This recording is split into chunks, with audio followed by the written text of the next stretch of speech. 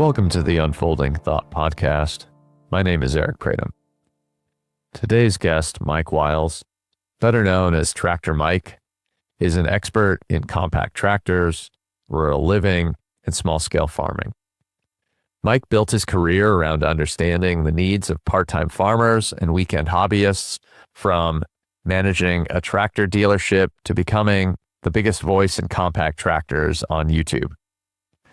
Mike and I talk about the changing landscape of rural America, exploring why so many people are returning to the land, the economic and demographic shifts affecting agriculture, and what the future holds for small farms and part-time farmers.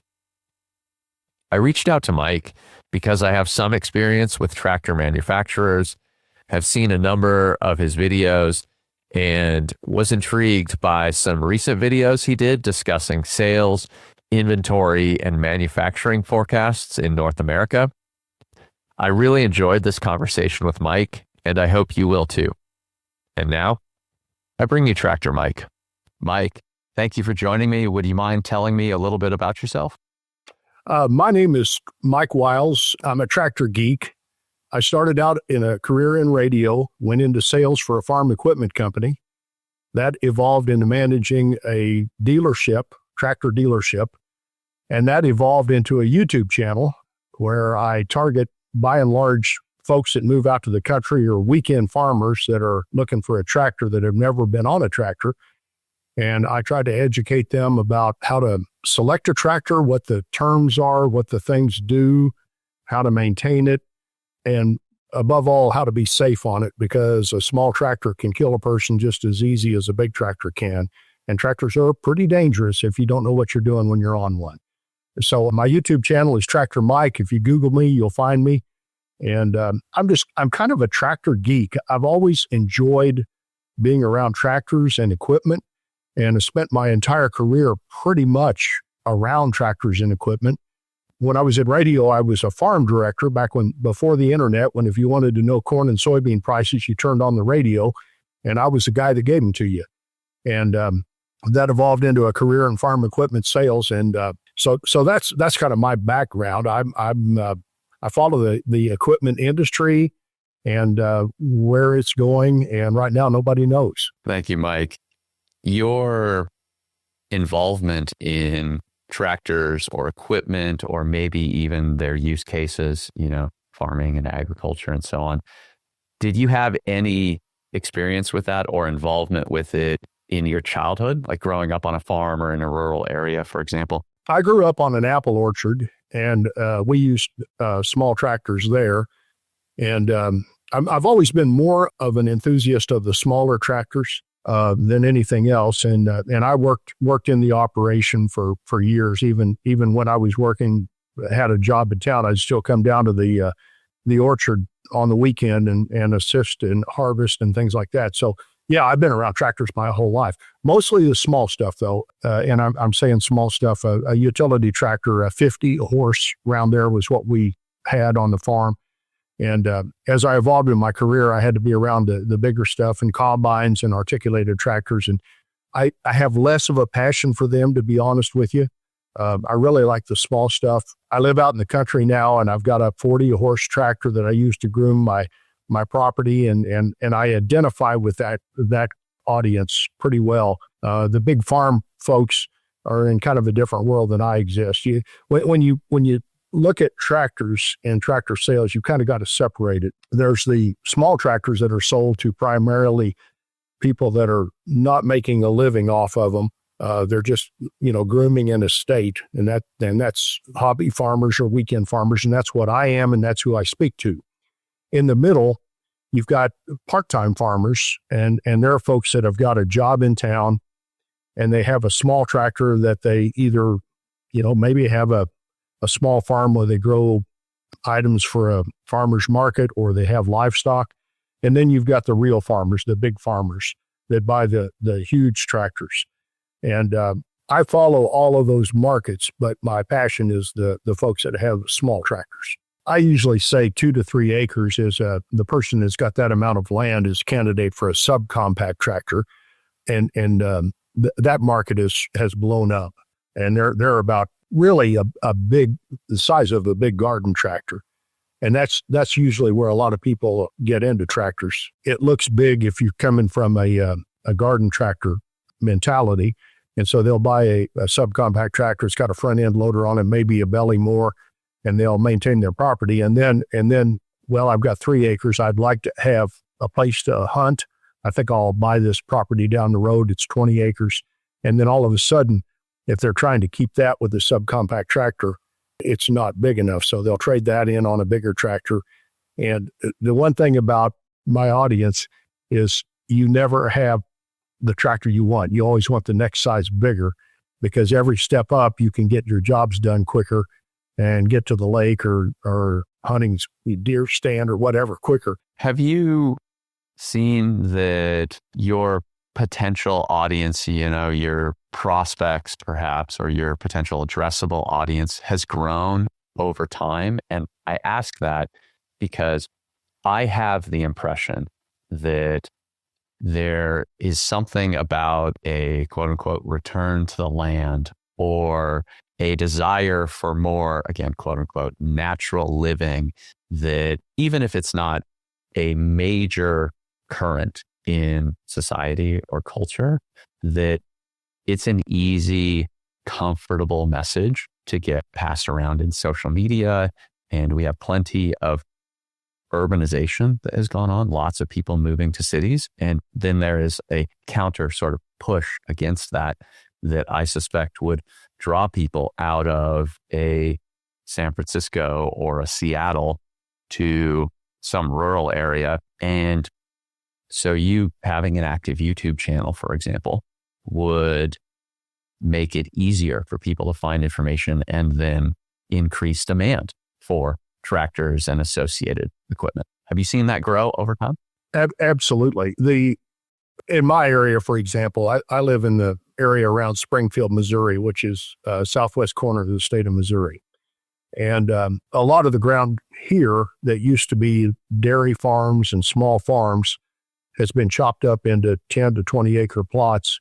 And folks from outside are moving to these plots, and they're candidates for tractors. And the compact tractor market has exploded. I mean, it's the biggest numerical tractor market in the U.S. by a long shot. And COVID was a kind of a crazy time, but during COVID, there were over 200,000 tractors under 40 horsepower sold in the U.S. alone. And so, yeah, it's growing. And I've always felt there's almost a spiritual aspect of being in contact with the dirt and the outdoors. And there's a real therapeutic feeling when you brush hog your pasture and you get done and you look back and it's all just perfect and looks good. And so, yeah, I question whether the next generation has that. But for those of us that have a connection to the farm, or even a second or third generation connection to the farm, I feel like there is a need, not everybody, but most people, to a longing to get back to the country and be in the open spaces. Now, the reality of it is, when you live in the country, there's things happen. Dog meets skunk, It's not all romantic, but most of the people that do move out to the country, there's a segment that goes out there and buys a place. And it's like people that move to the country and get their little property love it and would never go back to the city. So I've got my three kids are all in urban areas, and they love that. I don't think there's 2 of them that would never come back probably, but one longs to come back. So the question is, what's going to happen with the future? And is this something that is going to go on perpetually, or at some point are people, have an urban garden or a rooftop garden in their apartment, and that's all they need in terms of the therapeutic dirt digging? Or is this something that lasts on past me? I don't know. You mentioned earlier in what you were saying there that you question whether the younger generations kind of have an interest in working the land or being out in the land or something of that nature. And then you were kind of just saying, you're really not sure about what things might look like in, let's say, 20 or 50 years. Do you feel like you have a prediction, even if you're not confident about it? Or do you feel like things are just so uncertain that it's kind of like throwing darts at a board? I would lean toward the uncertain part. If I were starting out as a 30-year-old in the equipment business, I'd be a little bit concerned about where it's all going. There's so many factors. For one is automation and GPS. As someone that's been on a tractor a lot in their life, if I had a bush hog that had GPS on it that would go out and clip my pasture and I never get near the tractor, I would be perfectly fine with that. There's a lot of folks that love being on a tractor and the therapeutic value that I mentioned earlier about that. So the big question is where technology gets us with the equipment and how much it'll be utilized. Now, the big row crop farmers are all in on GPS. They have to be. The input costs for a farmer that raises row crops are so high that every seed has to go in the right place. Every grain of fertilizer has to go in the right place to help them make a profit. And so they're using GPS and self-driving tractors and things like that. That is a market that, I mean, in order to survive, you have to be able to work the tech stuff because it's here. A lot of people don't realize that. Farming has evolved into a highly, highly technical, automated, GPS-infused occupation. And the idea of an old farmer that climbs on his John Deere 4040 and goes out and plows a field, that's gone. So trying to predict where that comes out, I don't know. I really don't. I would say there will always be a segment of the population that loves being in the country, loves the being out on a tractor, the solitude and the ability to just kind of put your mind at rest and leave everything behind. But now whether that's half of the next generation or 2%, I have no idea. Just don't know.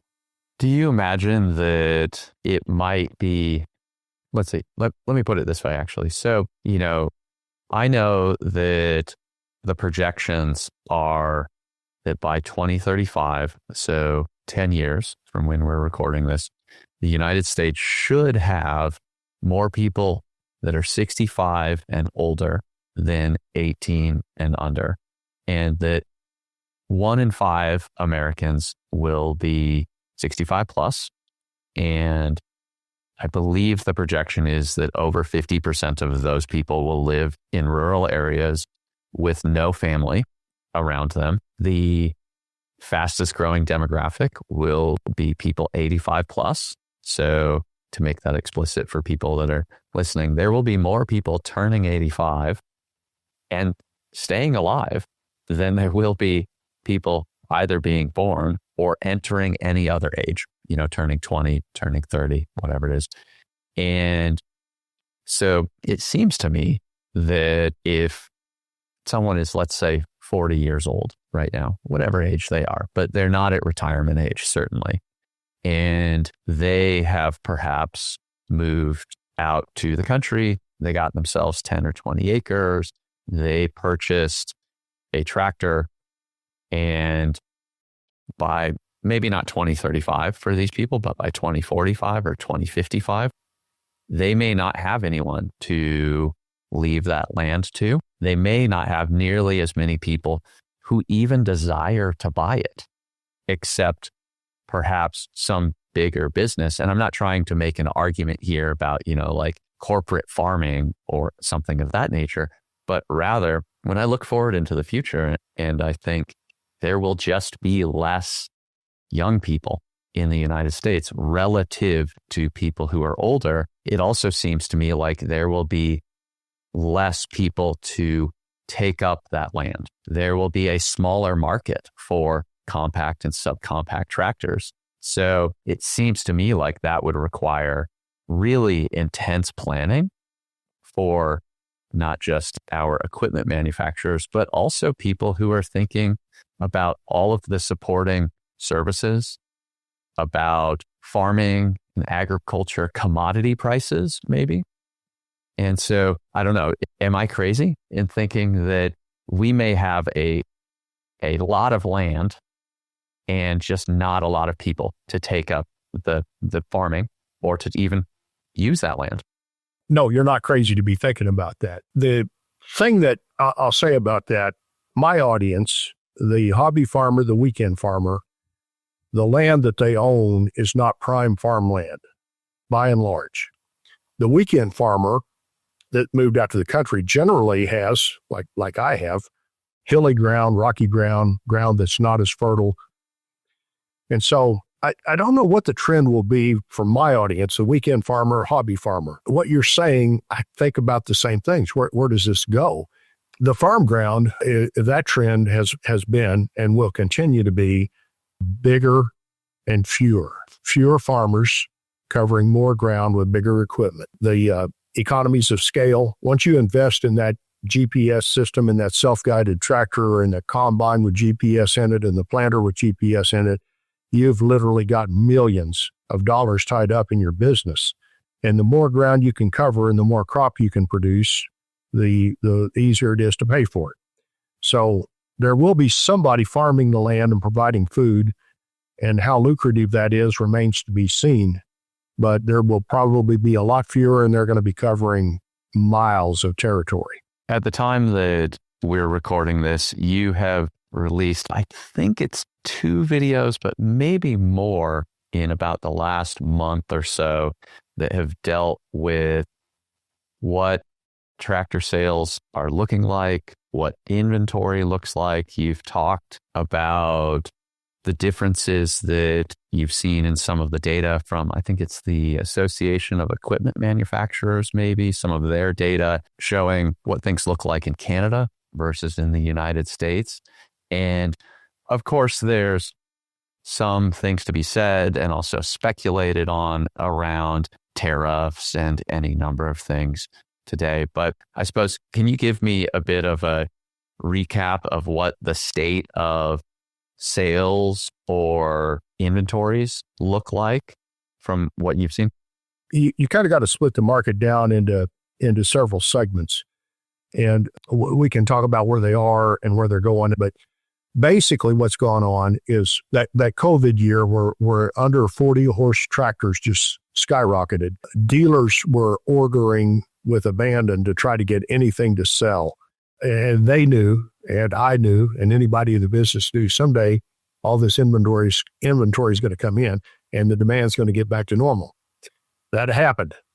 And they had oodles of equipment, and it was at a higher price than before because of inflation brought about by the crazy buying and the trying to get the pieces and parts to put the tractors together. So that all came back to normal. We had I'll say a buyer's market, but it really wasn't a buyer's market. The prices didn't really come down that much because they couldn't. Margins came down for dealers, and incentive programs like financing got better. And there was a year or two there where the companies were trying to get supply in line with demand, and they did that. And right now we're down in sales versus last year, and last year was down from the year before. And we're seeing the market come down. And I don't really think this is a surprise to too many people because you had such a glut of sales around COVID. It had to come back to normal, and it's kind of gotten back to normal. Now, the thing I follow a lot is the years before. You just totally take COVID out of the picture. The years up to 2019, where were sales there? And then come back after COVID, where have they been since? And we're actually down a little bit. And the best way I think to explain that is interest rates have affected the small tractor market. In order for there to be a lot of people moving to the country, and that's what drives small tractor demand, you had to have low interest rates and good income and a good economy. And so what's happened is interest rates have gone up. That has slowed the market on people moving. And so the normal way the small tractor market works is you buy property in the country, you try to maintain it for a year with your Craftsman lawnmower, and it blows up. And then about a year after you bought the property, you're in at a dealership to try to buy a compact tractor, and you're watching Tractor Bike YouTube videos. That's when I have you as you're passing through, going towards your orchard videos or your hobby farmers market videos or whatever, or hunting videos or so on. And so that market is all slowed down. It's back to normal now. I feel like the manufacturers are being pretty conservative about building a lot of inventory. Inventory levels are close to where they need to be. It's not a buyer's market. It's about normal. The mid-range tractor market has been really good because most of those folks that buy a mid-range tractor, a 40 horse to a 100 horse, are livestock producers. And that market has been pretty good. It was good in COVID. And it's a lot smaller than the compact tractor market, but it's down, and probably for kind of the same reasons. The cattle market has been really good. There's some storm clouds on the horizon that it's going to come back down a little bit. The other thing that factors into both of these markets is the sticker shock of how much tractors have gone up. If you were shopping in 2019 before COVID, and then you came along now and you're looking, the price is substantially higher. And so that's caused a few people to just say, well, I'm going to use this tractor another year and get by. Tractors over 100 horsepower are either larger livestock farmers, or the top end of them are row crop farmers. That's following the livestock market and the grain market. The grain market is extremely soft right now. The worldwide supplies and production of wheat, corn, and soybeans have been high. I'm not an economist, but I feel like what happened with row crop people is that when the Ukraine thing happened, and Ukraine's a pretty big producer of some crops, they were out of the market for a while. They couldn't ship stuff. And so all the other producers around the world said, ooh, opportunity. So we'll increase our production. We'll rent some more ground. We'll clear some more land. And so everybody geared up, and the market was really good. Around that time, the Ukraine thing did sharply raise prices. And when everybody got geared up, that's one thing about farmers. When they want to produce a crop, they can, and they will. And so the world produced a bunch more. And the last couple of years, we've either been at above average or near record or record production. And so we have ample supplies of all of our row crops. And the market on corn, soybeans, and wheat's down. And so farmers are in trouble. I shouldn't say in trouble. It's not like the 1980s when people were going out of business yet, but that's the way the direction is headed. And there's a lot of fear among row crop farmers right now. We're not in dire straits, but we sure don't want this thing to get any worse. And so they're pulling in and not buying bigger tractors, articulated tractors, and combines. Those markets are way down. Now, you mentioned Canada. Canada is in some areas actually up from last year. And I really think there's what's reality right now and what's reality in the future. The reality is Canadian farmers are looking at our relations with our biggest trading partners and saying, that's not going to go well. And they're gearing up to produce more crop. So Canada is down in certain tractor segments, not as much as the U.S., and in some segments they're actually up from last year. And normally Canada is 10% of the U.S. Whatever tractor sales are here, there'll be about 10% of that in Canada, and they generally follow pretty closely. And unless there's some weird tax deal or some subsidy that artificially inflates demand, those will go together. And right now they're not going together that well. So that's a long, drawn-out version of where the tractor market is right now. That's really interesting. And there are so many things to pull on there. But I think the first thing that I'm going to ask about is, I believe you said that we are at more or less peak production of soybeans, wheat, and a number of commodities. And also, I believe that demand is down. So how does having fairly high production in some of these commodities, at least for farmers in the United States and even equipment manufacturers, how does having fairly high production, but I guess softening demand, affect the farmers themselves or commodity prices or whatever else what are the ripple effects over the next year or two? That's a great question. I really don't know right now how you can extrapolate where we are with all the uncertainty to where we're going to be. And that's a problem that farmers and farm equipment manufacturers and dealers, everybody all through the chain is trying to figure out. Where does this end? What's the game plan so I can maximize my profit and be a player for next 20 years? The University of Missouri has what's called FAPRI, the Food and Agricultural Policy Research Institute. And I'm not intimately familiar with it, but I followed it for years from a distance. And what they do is they put all these factors into a supercomputer and try to weigh them about how much they're going to impact everything. And from population demographics to interest rates to weather to you name it, they put it all in there and try to say, well, this is where we would be. And it's primarily there to help lawmakers write a farm bill. And they'll enter in, if we put subsidies at this level, what does this do to the rest of the market, to prices and everything?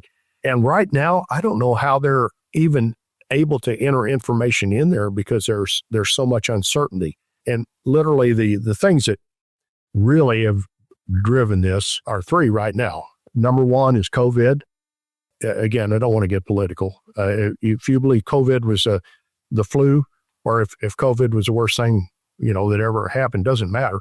It took a lot of mouths that would have been fed out of the world, and it disrupted the supply chain in everything we deal with. So even though things are getting back to normal, there's still lasting impact. I think the war in Ukraine had big impacts, and it's lesser so today than it was because Ukraine is a big producer of certain crops.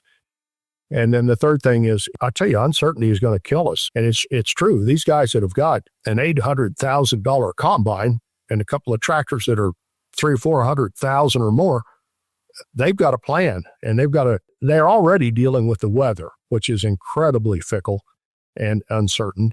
And they need stability in order to make good decisions. And right now we're not in a stable environment. I want to come back around to one thing that I've heard you talk about before, which is these people that are purchasing tractors, tend to lack the education that they need. You mentioned it's really easy to get hurt and all that. But before we do that, because I think it might also bridge us into that, and it applies regardless of whether we're talking about someone living in a city or a small-time farmer or big-time row croppers. You have dealt with manufacturers. I've dealt with manufacturers. And so it seems to me that something that the manufacturers need to do is not just innovate with their financing. They also need to innovate with potentially completely reimagining what they're offering to people. Because you have, I think you said 3 children, right? And you have one maybe that might take over the land or maybe might move out to the country. But that tractor manufacturer might have to offer something, a completely different vision of how they're going to help your child be who they want to be after they buy that land. Otherwise, they might just not see that it's even worth it. If it were me as a manufacturer trying to figure out the future, I would be spending an awful lot of money. First off, I feel like GPS and automation is going to be a deal. Like I mentioned earlier, there's a pretty large segment of the weekend farmer market that I don't think they have any romantic view of being out on a tractor pulling a rotary cutter around, slicking off their land. So if you've got a device that would do that and mow my yard, I would be looking toward automating that process. There's got to be some research done about what percentage of the market loves to be on a tractor. It brings back memories of granddad's farm, and what percentage just wants a job done. I've got a son-in-law that's in the tech field, and I don't think he'd ever get on a tractor if he could get the job done without it. And I think that's a large segment, right or wrong, of the next generation. They value their time, and I could learn from them.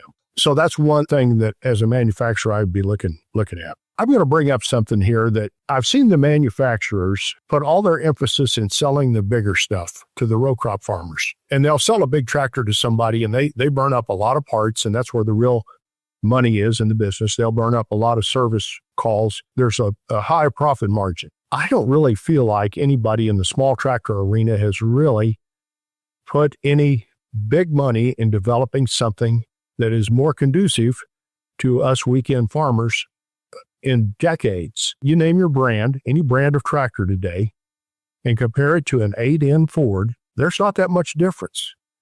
You've got a rotary cutter on the back that you drag around the field. You're constantly looking back over your shoulder to see where it's at. You've got a front end loader. And when you try to pick up something, all the weight of the tractor is in the middle where the engine is. So you had to put a counterweight on the back to pick up any weight. We don't need that. We need a front mounted rotary cutter where we can drive like we do with our zero turn and see what we're doing, see what we're getting ready to run over. We need the engine in the back to counterweight the front end loader, so we don't have to put something on the back. The 3-point hitch on the back of a tractor was great for pulling a plow, but we're not going to pull a plow anymore. And I've always thought that the first manufacturer that realizes this product could be more maneuverable, safer, and more user-friendly and market that to the small tractor customer, it's going to catch everybody else off guard, but no one has done it. But I think if I were younger, I'd be in some company trying to figure out how to come out with a better product for the weekend farmer, and I would buy it tomorrow. And honestly, if you had a product like that and you've got 10 to 30 acres, you could probably push your bush hogger across the field with it. It would be as maneuverable as a zero turn. You could put a deck on the front of it and use it as a zero turn. You got one machine doing all of that. And then if you put a cab on it, I think the first company that figures out how to get a cab on a zero turn. Now, I love being outside when I'm bush hogging or running the tractor. I don't always like being on a tractor, but if I'm out, I like the fresh air. But most people need a cab. And a zero turn, guys, somebody's going to come out with a zero turn with a cab on it. And I think that's something that needs to be developed. So I think there's tremendous opportunity for the tractor manufacturers to come with a product to us weekend hobby farmers. And they're all choosing to give us basically a modernized 8N Ford. But that's my opinion. There is opportunity to bring a different product to market and sell it to us in large numbers and revolutionize the market. And the thought process is from most companies, well, we don't make that much money on these small tractor owners, and we're just not going to take any chances. But it's there. I completely agree with you. And having worked with some manufacturers, as I believe that you have, I have advocated for really pushing on thinking about what's the job that your customer is really trying to get done, and then how do we best serve that? And of course, we have to make trade-offs because we have certain business realities. You know, can we reasonably develop a product or service and make a return on that? And we have existing staff and manufacturing capabilities and all of that. And yet still, I think one of the things that we've been saying is not just that there is a lot of change, but there's a lot of uncertainty. And yet in the midst of all of that uncertainty and change, there's still a strong desire to be a certain kind of person out on my land, or to have a certain kind of life. So regardless of uncertainty, can we, as a manufacturer or people in the space, can we just figure out how to deliver upon that lifestyle or that job that the client wants? And now, one thing I want to put in here, because I think you sort of started off your answer with this, and I feel like it's really important. I believe you were talking about service, and I have been told that a lot of compact and subcompact tractor buyers do a large portion of their own maintenance, in large part because the dealerships are so far away that I either don't have a trailer to put my tractor on and tow it 100 miles, or I do, but again, it's 100 miles away. and it's just not worth it. So it sure seems to me as well, like some of my audience, some of my customers, potential customers, would be a lot more likely to purchase if they felt like they weren't hearing stories about, well, when the thing breaks down, now I can't use it for 3 months, or there's a huge expense because I now have to get it to the dealership. So not just in the product space, but on the service side, there's, I believe, a huge opportunity. Definitely. If you want to see what the expectation is, go to a car dealership. And car dealerships have service departments that they get your car in, you get an email, parts are ordered, you get communication back from a service writer that tells you where it is in the process and when it's ready. You have a lot more customer service, and it won't sit on the lot for 3 weeks before it even gets looked at. And the reality of the farm equipment business, and I'm not saying I've got an answer to this because I managed a dealership for 11 years and we fought this. The guy that pulls in with 20 acres of the best alfalfa he's ever raised down and rain coming in and a net wrap that won't work, and the guy that, like me, that brings in his 40 horse tractor for a routine service, kind of wants it back before the weekend so he can bush hog, but doesn't really need it back. Who do you service first? And it's such a seasonal business, horrifically seasonal. And I envy the car guys because they're year round. Cars break down consistently year round. Tractors and everything else is in the barn in the winter. So you have to have a staff that can gear up and do overtime and add people that can fix hay balers and these small tractors and still keep them employed in the winter when you really don't need them. So that is a tricky thing to provide outstanding service the way the car guys do and follow up and all that and get that thing in, get it serviced and get it out the door. In the real world, it's really hard to do because of the seasonality of the business. But also, you mentioned the distances, and that's a problem with a lot of manufacturers is that their distribution is spread out and you are a long, long way. Maybe I want to buy brand X of tractor and the nearest dealer, there's a brand in our area. I don't know where the nearest dealer is. He'd be in at least a 2-hour drive away. Well, that's not even on my radar. I can't do that when I've got people for the other brands, 13 miles. I've got 3 or 4 dealers. So all of that comes into play. I've long thought that there's a place for more mobile service because a lot of times these weekend farmers like myself, I just want a guy to come out and change the oil on the tractor. And where I'm sitting right now within probably a half-mile radius of me is probably 4 tractors that all need to be serviced at some point. And if you could get all of them, your mobile guy could come out and charge everybody a little service charge for being out here and make good money. And you don't have to truck it anywhere.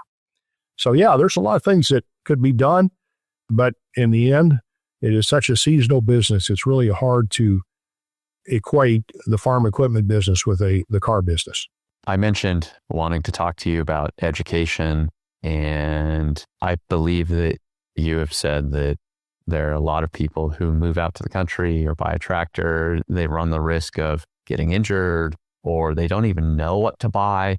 And so one, I would love to hear how you see sort of like the gaps in knowledge or even providing that education. How is it that people even could go about getting that education? And 2, it seems to me like if I was a tractor manufacturer, that could be a space to step into. I don't want to pitch you too hard here, Mike, but sure seems to me like one of these manufacturers could come around and say, you've got a platform already, you've got a lot of knowledge. Couldn't we supercharge what you're doing and help to provide some education? But even if they didn't do that, am I thinking correctly that there is just a big gap in knowledge and even ways that I can go about getting educated about tractors? There was. If you really want to get educated now, you can go to YouTube. And I started in 2012 when I was still managing the dealership. And I've probably been doing tractor videos longer than anybody, but there's a lot of other folks out there that do excellent content. I'm probably more on the safety aspect of it than most because I know anytime I'm on a tractor or doing any task, I always think, what's the worst that could happen. And there's lots of bad things can happen with a tractor. They can roll over on top of you. It's incredibly important you have a roll bar in the upright position and your seatbelt fastened anytime you're using a tractor on slopes, especially. And most of us that have these weekend farm places have got slopes. And there's a power takeoff that you hook up to make your bush hog spin.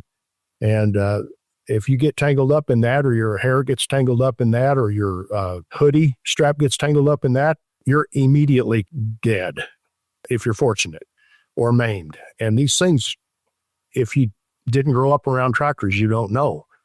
And what I'm trying to provide, and what manufacturers and dealers could provide more of, is the kind of education I got growing up with my dad on the farm. I'm your daddy that's trying to tell you how to run a tractor.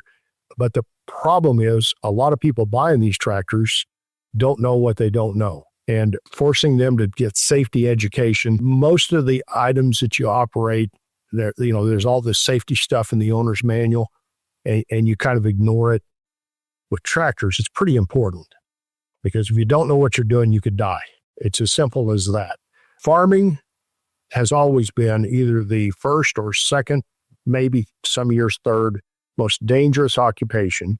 And it's because tractors are unstable on slopes, and they have moving parts that could kill you. And you got heavy weights up in the air, and if you don't know what you're doing, it could end badly. So I try to emphasize that every chance I get. Anything I could ever do to help that cause and save some people from terrible outcomes, I'm all in. Is this something, safety issues, something that you encountered, maybe not just in your childhood, knowing people, whether it was working with your father and, working on the farm, the apple orchard, but also potentially working at a dealership, running a dealership? Did you encounter people getting injured? I guess I'm going to call it too often, even though once is too often, but you just feeling like they just didn't know, or they just didn't pay attention. And why did that have to happen? Did you encounter that quite a bit? I could tell you story after story, but two things: they got in trouble because they didn't know. And then there's a lot of folks. I've got a real good friend. I watched him get off his tractor with the power takeoff running and go back and work around his running disc bore conditioner. I'm like, dude, you know better than this. What are you doing? And I'm just in shock. This guy is one of the biggest hay producers in this area, did a stupid thing. And so you've got the people that don't know, and then you've got the people that do know. They're trying to get a job done quickly and ignore the safety rules, and they can all get in trouble. I suspect that until such time as we see a decreasing desire for people to have a small-time farm or just to have land, that there will be a persistent and growing need for people like you to explain things in a way that people can get it, because that manual with 60 pages of safety information is not something that people tend to look at. But at least as of today, YouTube videos, Instagram Reels, TikTok, things of that nature do tend to get shared and seem to be easier to consume for a potential audience like yours who might very well get injured without you being out there. Absolutely. If customers read their owner's manual, I probably wouldn't have a YouTube channel, because basically almost everything I cover is related to something in that owner's manual. And I've done multiple videos about how in the dead of the winter, when you're sitting there by the fire and your significant other is watching a TV show you don't care about, read the owner's manual. You will learn something. Every time I read my owner's manual, I learn something. But people don't want to do that. I get it. I don't either. It's boring. I go to sleep in the middle of it. And they will watch a video. So I think YouTube is amazing for keeping people safe and helping people find a way out of a problem. There's one power takeoff shaft that it was sold for years by multiple manufacturers that it looks like to get it off, you push a collar in and it'll come right off. and you actually pull it. And that has nailed so many people that I've done a video and it's got hundreds of thousands of views, and people will thank me because they've been out with hammers and penetrating oil, everything, trying to get their PTO off. And they come in and Google, can't get my PTO off. My video comes up. And literally, I've had people just euphoric that I did that video. So YouTube is an awesome, awesome thing. Just like everybody else, I watch a lot of YouTube videos to learn stuff. And it's a tremendous vehicle for keeping people safe and helping them be better at what they do. Earlier in this conversation, you mentioned, I think, if people go to YouTube or Google and they search for Tractor Mike, they're going to find you. My experience with you, and also based on this conversation, it seems like YouTube is one of the main places for people to go to check you out or connect with you in some way. You have a website where you have information. You also have a store and potentially other things, but people should look up Tractor Mike or asktractormike.com, I believe. Yes. Are there other places you recommend that people go, or ways in which they might reach out to you? Those are the two. The YouTube channel is primarily where people find me. And just to give a quick plug for how I actually make my money, I got into YouTube thinking I'd get a big sponsor, and I got a fairly good sized sponsor pretty early in the game, and quickly realized that they wanted approval of every drip of content that I produce. And I'm old and crotchety enough. I want to produce what I want to produce, and I don't want anybody telling me what to produce. And so we stumbled along with that. And I'm like, well, how am I going to make a living doing free videos? And I came up with an idea for a product. I've always had trouble carrying stuff on my tractor. So I came up with an idea for a tray that mounts on the tractor to carry my chainsaw. And I had a local company build it. And that's what got me into online marketing. I did a local company said they'd build it and ship it out for me when we got orders. And so I did a video. I said, this is the stuff I keep in my toolbox on my tractor. And oh, by the way, if you're having trouble like I have of keeping your chainsaw on your tractor, get the tractor caddy. And if you want it, go to my website. Well, all of a sudden I'm selling tractor caddies left and right. And I'm like, well, what else can I sell? And if you own a tractor, and you go into a tractor dealership, there's probably 50 things in there that would make your life a whole lot easier if you knew about them, and somebody would tell you this thing can make hooking that PTO up easier, or hooking your 3-point, but nobody's there to do that. So I don't do it all the time, but occasionally I'll put a video up and I'll be doing something and I'll say, oh, I've got this device that makes this job a lot easier. And if you want it, go to my website. And that's the asktractormike.com. That's how I make my living. And so the website enables me to do videos that I want to do, that I need to do, that I feel like my customer needs, and not have to deal with sponsors. So that's how the whole thing works, making free videos for a living. I didn't realize that was something that you had come up with, or was sort of your thing, as far as the products that I can purchase there. That's pretty cool.